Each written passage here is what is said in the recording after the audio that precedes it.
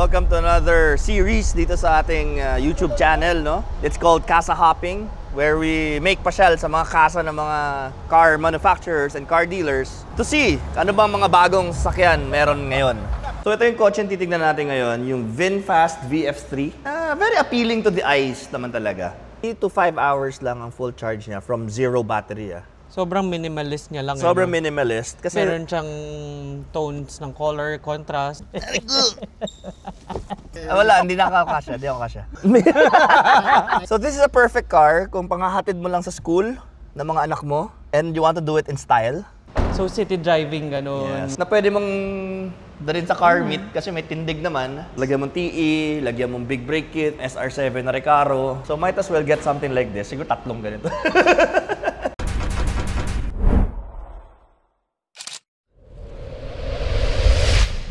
Hindi marunong humawak ng camera yan. Yung vlogger. Ganyan. Yan yung vlogger na hindi marunong humawak ng camera. Okay guys, so welcome to another episode of Casa Hopping. And this time, andito naman tayo sa Ford, Marikina. Since malalapit kasi dito sa may bayan, dikit-dikit yung mga kasa eh. So tara, silip tayo sa Ford. Tingin tayo ng, ano ba mga kotse ng Ford ngayon na mga modelo?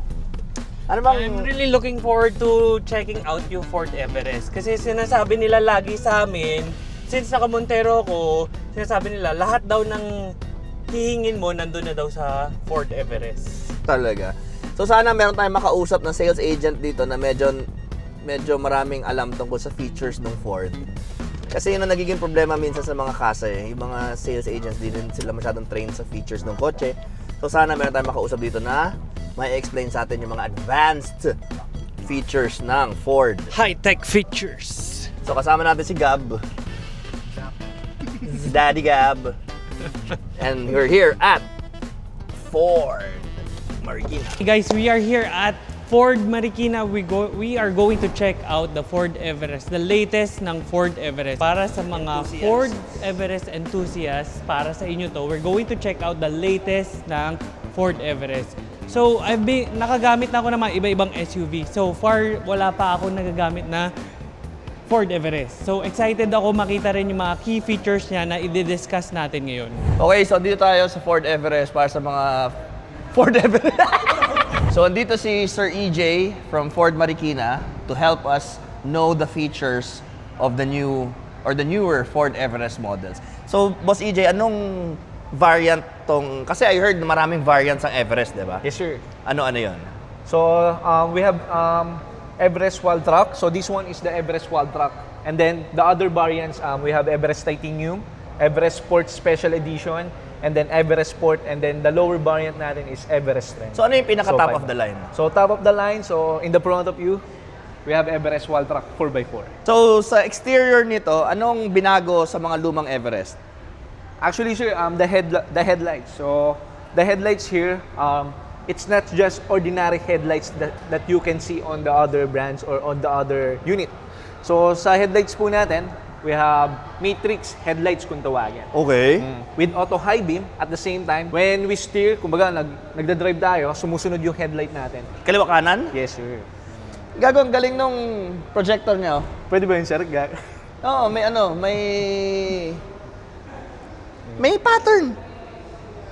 Hindi siya crystal. Hindi. Tingnan mo. Okay, gets ko. May... Oh, parang disco ball. Tapos performance LED. Yes, sir. Matrix performance. Yun ang tawag doon. Yes, sir. Etong mags, size ano to? Sa size naman natin ng mags, sir, we have 20 inches mags. Size 20. Tapos yung gulong niya ay 255, 55, 20 na Goodyear. Goodyear, sir. Harap likod disc brake. Harap likod natin, sir, disc brake tayo all around. So, kahit yung turns natin, sir, naka-straight turn na rin tayo. Kung sakaling gagamitin niyo po siya for off-road, I suggest, kumbaga, magbabago talaga tayo, magsi-setup tayo, depende sa off-road na paggagamitan natin. So, mga ganun, sir.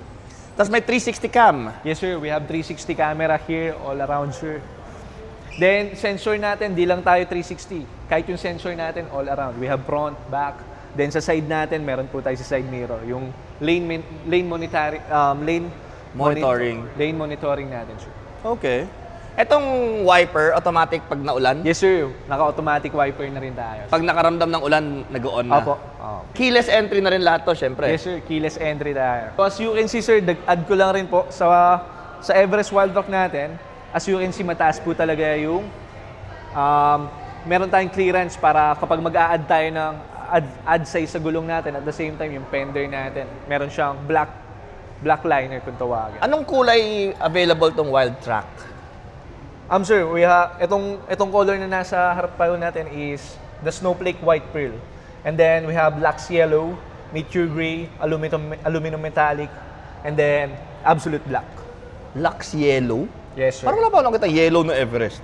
Yes, sir. Kasi before po, talagang ang Ranger Wild Rock natin, ayun po yung flagship color niya. So dahil Everest Wild Rock, so dinala rin po yung flagship color na Lux Yellow kay Everest. Tapos itong taillights, bago ng design din. Same po sa mga unit natin ng Everest. Okay. Ito, umiilaw ba to? Everest. Everest. Di ba nakita mo yan? Hindi po. Tapos ito automatic. Yes sir, power tailgate na po tayo. So one click lang, open up. Mabilis, then, no? Mabilis umangat. So dito sa likod, storage space, ilang balikbayan box ang tingin mo kasya dito? Sir, pag yung third row seat po natin, kapag nakatiklop po yung third row seat natin, kasya po dito, dalawang balikbayan boxes. Dalawang balikbayan boxes ang kasya dyan. Dalawang balikbayan boxes. So, for example, sir, tiniklop po natin yung second row. Ano, titiklop din? Okay. So, as you can see, sir, we have 60-40 fold na sa second row. Pag nakatiklop po ito, all in all, kasya po ang 5 balikbayan boxes. 4 to 5 balikbayan boxes. So, ang ganda rin nung pagtupi ng seat nito, no? Nagiging flat siya all throughout hanggang doon sa dulo. Yes, sir. Actually, hindi lang po, automatic lang po ito. One click lang po natin. Then, magic. Yung rear seat. Automatic na umaangat. Yes. Tapos, to put it down, ito Yes. lang. Paano pag isa lang? Ayun, ito mapili mo, isa Opo. lang. Okay. So, meron siyang 2 switches dito for the left and the right.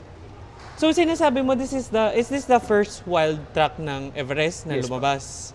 Apo. Na naka-base dahil dun sa Raptor nyo? Sa Ranger. Ranger, Wild Rock. okay. Actually, Difference ng wild track sa hindi wild track. sa hindi wild track. Sir, the safety features. Because of the safety features, the advanced driver assist technology.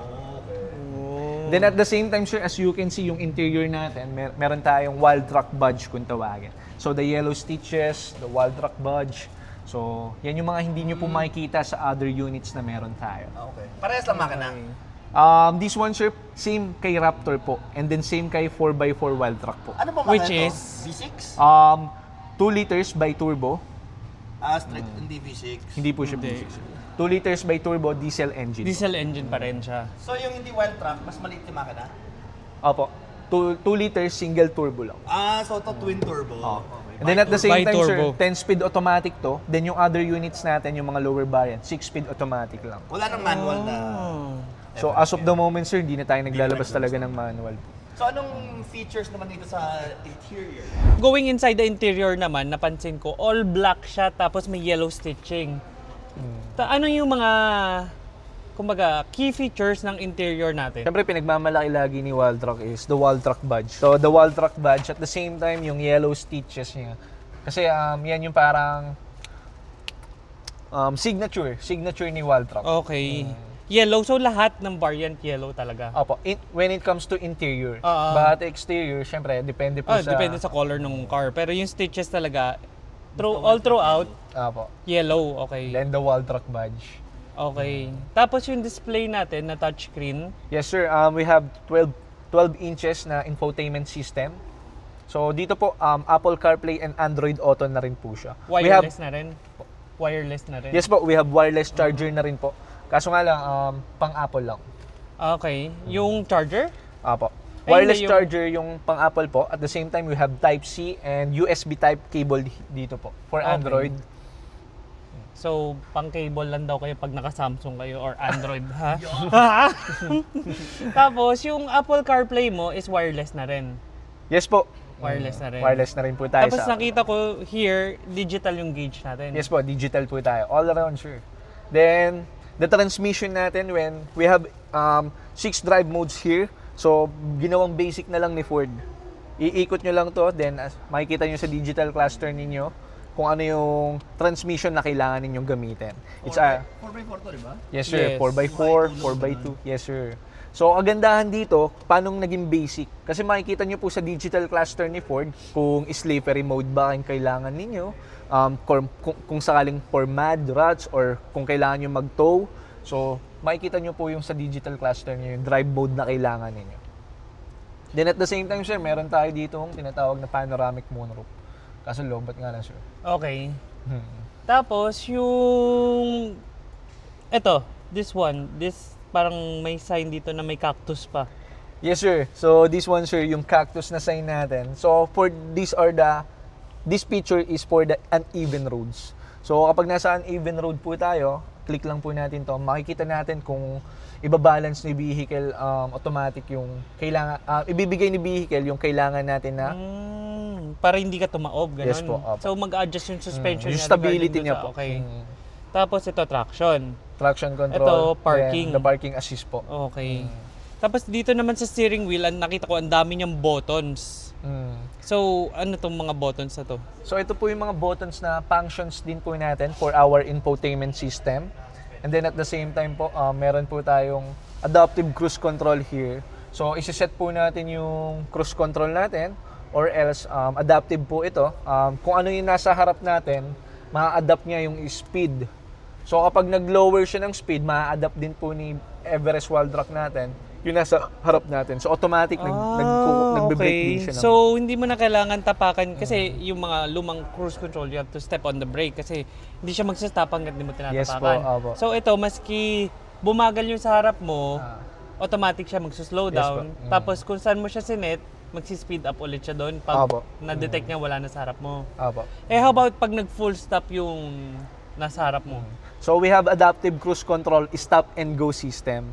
Pero I recommend pa rin po sa mga drivers natin, kumbaga be attentive, maging attentive pa rin tayo sa pagdadrive. Okay. Tapos sabi mo meron din siya mga lane assist. Yes po. Lane Saan departure siya walk. lumalabas? Dito po sa side mirror natin, makikita Same niyo pa po rin siya. nung dati, yung color yellow na dot? Yes po. Okay. Once Okay. once na may dumidikit po sa atin, nagwa-warning din po siya, indicator warning. Then at the same time, kapag wala na rin tayo sa lane, makikita natin sa digital cluster natin na nawawala na tayo sa lane. Pero may assist po na ginagawa si vehicle, si Ford vehicle natin na binabalik tayo sa sarili nating lane. Ang galing ah.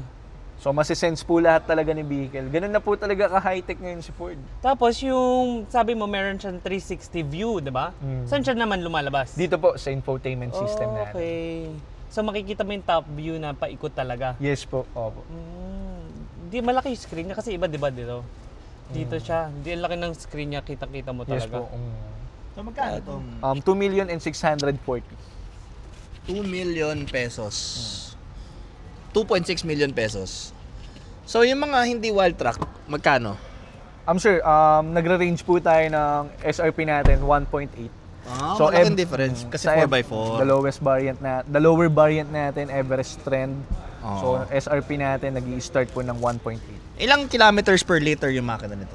Ito sir, based on sa mga reviews natin, when it comes to city driving po, nagre-range po tayo ng mga 7 to 9 km per liter in the city driving. Pwede. So when it comes naman po sa highway, doon po talaga siya mas nagiging matipid. So 16 to 19 km per liter po. on the tipid, highway. no? So no wonder may laban talaga ang Ford kaysa sa Fortuner, eh, no? Kasi Oo. 2.6 ng Fortuner, basic. Basic. Nako sir, most of the time talaga di naman sa paninira ng ibang brand. Pero kumbaga, when it comes Pero to parang suspension ganun pa lang, then comfortability, talagang panalo-panalo po si Ford. Riding quality, then the comfortability, yun talaga yung binabayaran natin kay Ford. Tapos yung monitoring mo pa dito sa Actually gauge sir, mo as you can see, is one finger. water, Kaya-kaya. meron transmission, meron oil, tapos yung gas mo. Hindi katulad ng ibang kotse lang na gas and water temp lang. Here, you can monitor your oil temp tsaka yung transmission temp mo. Tsaka may Ford Pass to, di ba? Yes sir, Ford Pass. Kwento mo yung Ford Pass. So sa Ford Pass natin, kapag once we register this vehicle sa through Ford app natin, we can locate this unit natin kung saan to. Siyempre, makikita natin sa Ford Pass natin. Then at the same time, pag, for example, nakatira ka sa condominium, so nasa penthouse ka, gusto mo na agad i-start sa engine mo para uminit yung cold start engine natin, gusto natin painitin. Through Ford Pass, pwede natin ma-start yung vehicle natin. Pwede rin natin ma-unlock and lock. So, mga ganong feature po through using your Ford Pass po. Ford app. Okay, so ito namang Ford Everest Sport. Yes, sir. Okay. So, Ano siya? Pang ilang sa tier? Actually, sir, this Everest Sport is the mid variant natin. Okay. So if you want mid variant, I suggest, sir, this one, sir. Okay, so nakikita kong main differences is first, yung ilaw, iba. Iba yung headlight. Yes, sir. Tapos wala rin siyang 360. Tama? Yes, sir. Wala na rin siyang 360, sir. Sa likod, same lang. Yes, sir. Naka-power tailgate pa rin tayo. Sa loob, wala lang stitching, walang ambient light. Tapos, same din. Ang infotainment niya, ganun din. Digital din ang ano nito. Mas lumiit siya, sir. As you can see, mas lumiit yung ito. infotainment. Mas maliit. Pero digital pa rin yung dashboard. Yes, nito. sir. Digital pa rin. We have wireless charger pa rin, sir. Wireless charger. Android and Apple CarPlay pa rin, sir. Makina, iba. Yes, sir. 2-liter single turbo, 6-speed automatic. 4x2 lang to? 4x2 lang, sir. 4x2 lang. So magkano yung ganito? Sir, this one is 2.1. 2.1. Okay. So unti na lang, doon ka na sa 4x4 na wild track, di ba? Yung isa naman, tingnan natin yung isang klaseng Everest. Ito, anong variant to? Titanium. Yes, sir. This one is the titanium 4x2 natin. So, kumbaga, ito yung parang pangalawa sa top of the line natin. Okay. 4x4 din to? 4x2, sir. Okay, so itong top of the line sa 4x2. O may wild Opo, track na yes. 4x2? Yes, sir. Meron din. So, Meron top din. of the line din siya. Okay. So, tingnan natin. Ang differences, ilaw, iba din. Normal lang. So, hindi yung katulad ng isang mayabang yung ilaw. Ganda eh. Wala rin siyang 360. May susian din ba isa? Well, Yung wild track, wala? sa driver's side po talaga, meron po. Lahat meron? Opo, sa driver's side. Okay, sa loob, mas maliit din yung screen nito. Ito, sir. As O, you same? can see, sir, same po yung screen nito sa 4x4. Okay. Tapos, ganun din, wireless charger, same. Same bells and whistles. Digital din, pero parang mas maliit yung gauge nito. Mas maliit kaysa dun sa wild track. Digital din. Yes, sir. Digital pa rin. Anong makina nito? Ito, sir, 2 liters, single turbo, 6-speed automatic, sir. 4x2. So, ang wild track lang yung may 2.2. Ay, hindi, sorry, na may twin turbo, bi-turbo. Opo. The Everest Wild Track and the Everest Titanium 4x4. Okay, kasi ito 4x2 lang. Yes, 4x2. Ito naman, magkano to? So, sir, this one is the 2.2. 2.2 nagre-range. 2.2. Ang lilit ng difference na. Magkano yung pinakamurang Everest? 1.849, sir. 1.8. Yun yung walang features. Sir, talagang base model siya. Base model. Opo. So kung ikaw mag-off-road lang, base model lang bilhin mo, tapos sisetapan mo naman lahat eh. Yes, sir. Diba? Correct. So, gusto namin pasalamatan si Sir EJ sa pag-explain ng maigi and in-depth na mga Ford Everest variants dito sa Ford Marikina. And this video is para dun sa mga enthusiasts ng Ford Everest na mga nanonood ng videos namin na nag-request na feature nyo naman yung Ford Everest, ganyan. So again, we would like to invite you on this episode and the future episodes of Casa Hopping.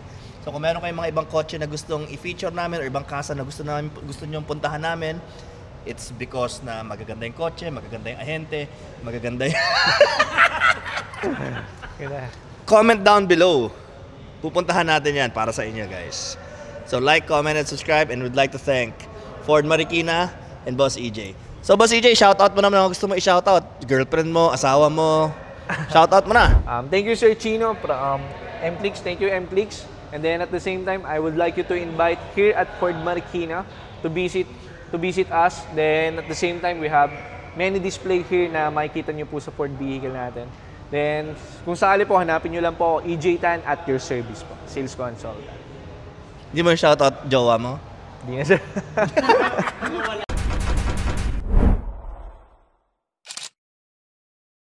Nahanap ko una yung door handle. Nasaan yung door handle? Di ako makalabas. Yung pala, nandito na. Ang galing, no? Pwede dito sa